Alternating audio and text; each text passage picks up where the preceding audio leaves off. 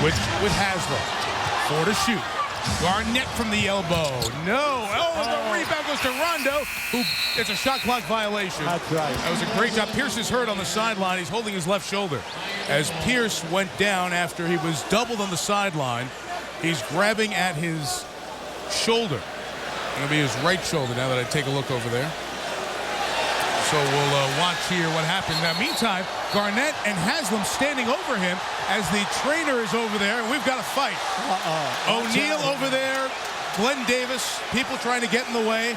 Let's watch the Boston bench, make sure nobody came over. It's still going on here as it's over by the Miami bench, so nobody came off from there. Richardson tied up as they try to pull him out.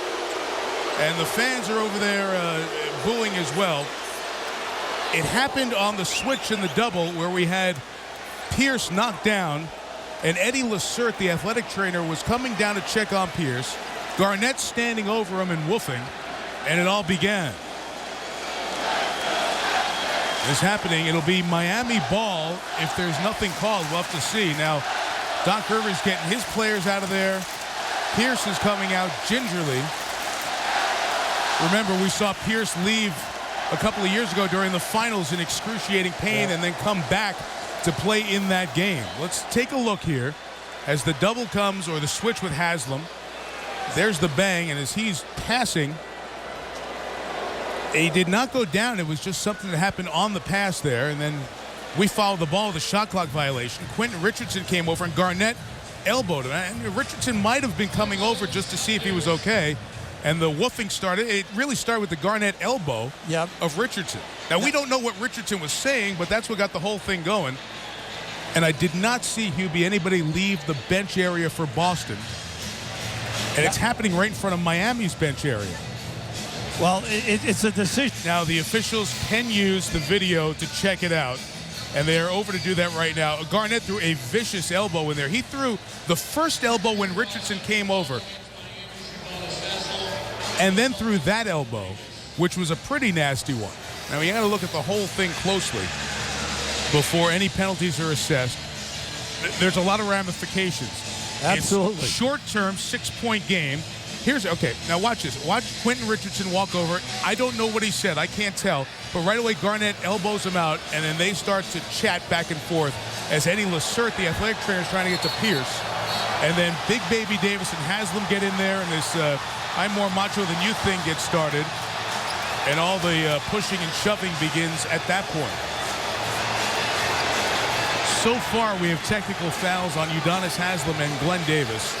And now, the three officials, Joe DeRosa, Dick Pavetta, and Ed Malloy, are at the video replay, watching what you're watching right now to determine who did what. Now watch the contact right there. See, there was the hit. That's where he hurt his shoulder.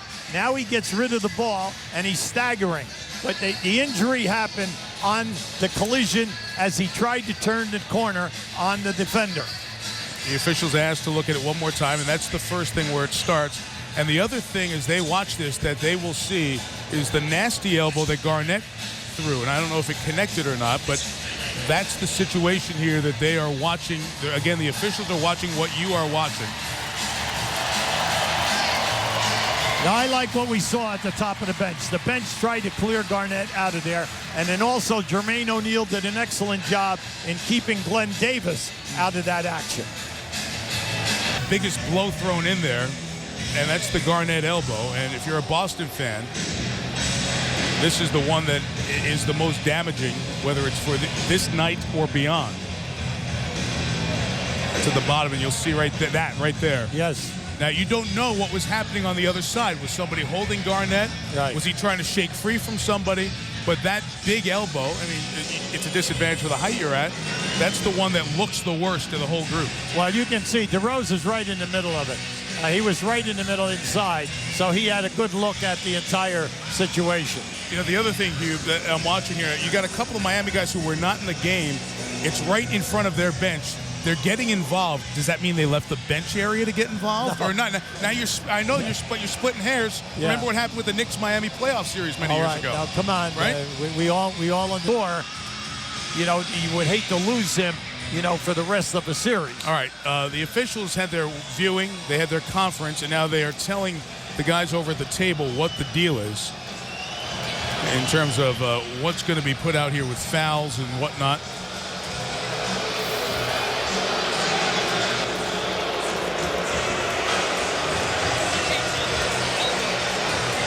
See that Utah-Denver game about to tip, and that's over on ESPN3.com, so you can watch that. Here's the announcement of what's going on. Quentin Richardson, and a technical has been called on Kevin Garnett, and a second technical also called on Kevin Garnett. He has been ejected from the game. And that's the second elbow. The technicals were called for the confrontation there with Richardson, and then the second elbow is the one that gets Garnett tossed. He's going to be upset because he's going to say that I was trying to move and someone had me from the rear and I spun. Now let me think here for a second. Basketball-wise, that's one extra free throw from Miami, and the ball could bring it down to a 5-point game with possession with 40 seconds left. And who knows what it will mean for Game 2 on Tuesday night.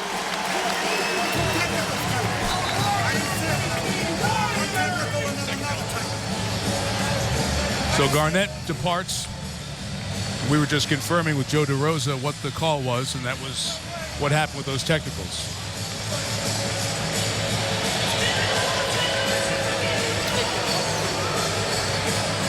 Well, right now, I would say that both teams are a little confused.